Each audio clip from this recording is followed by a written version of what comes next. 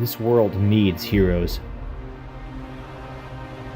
We know they are out there, hiding in the shadows, or masked in broad daylight.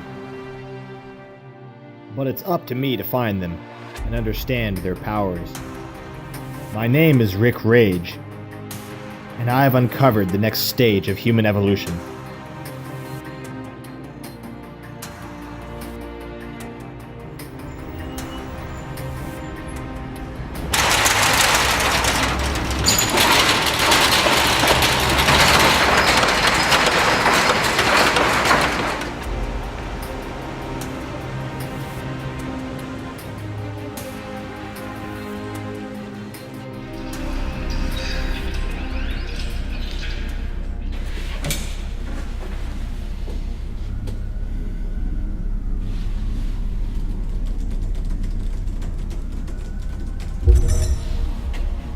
Good morning, Mr. Rage.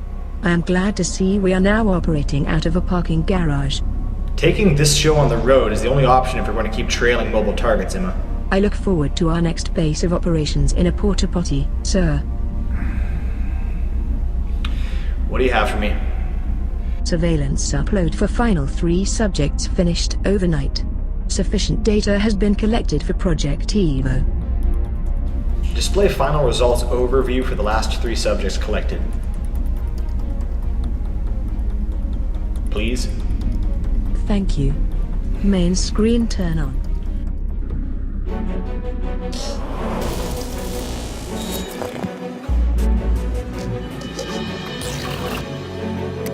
Subject 009, codename Iceman, is impervious to cold and has climbed Mount Everest in nothing but bicycle shorts.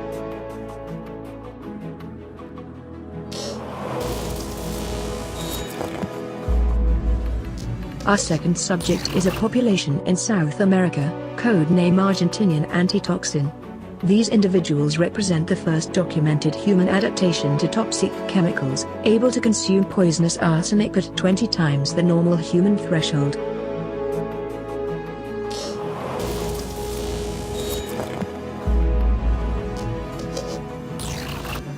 Subject 334, codenamed The Distance, demonstrates a limitless threshold for lactic acid buildup in his muscles. This allows for rapid conversion of lactate to energy without the burning and fatigue normal humans feel. How did these people obtain their powers? Exact causes may vary. The people of Argentinian Antitoxin have undergone 7,000 years of natural selection to develop their immunity to arsenic. Hold up, natural selection? The Darwin thing with finches and stuff? Heritable variation leads to differential reproductive success. Individuals possessing superior fitness pass on their genes. English, please, Emma. Very well. People with genes that grant them a higher chance of survival and making more babies than others will pass on those genes more often. This ultimately results in changes of a population's genetic makeup over time. How do these differences in genes happen? The cells which compose humans contain DNA, a genetic blueprint used to plan body development. The segments which make up DNA, called nucleotides, can mutate in a variety of ways to produce variants.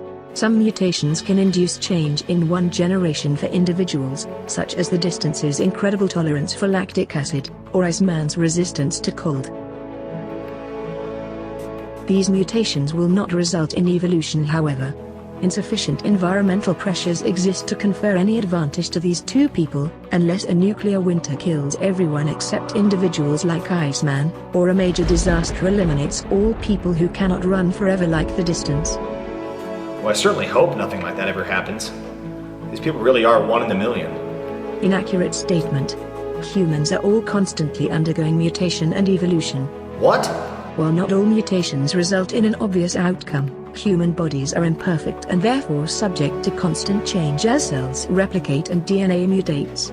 You take many of your modern evolutionary attributes for granted. The ability to consume lactose in adulthood evolved several thousand years ago and has since become a ubiquitous trait worldwide. The lactose intolerant are actually the normal humans, relatively speaking.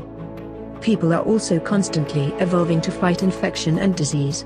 City populations have shown relatively recent genetic variations which enhance resistance to diseases including leprosy and tuberculosis. In some ways, technology has slowed evolution. Modern medicine has allowed humans to artificially increase the fitness and longevity of those who would otherwise have been selected out of the population for illness or injury.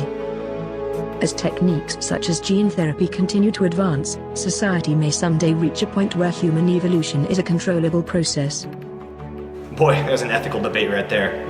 Thanks for the rundown, Emma. It sounds like all these years of high-tech surveillance and espionage on the world's superhumans was worth it. Actually, Mr. Rage, I looked up all of this information on Wikipedia. It's fairly common knowledge now.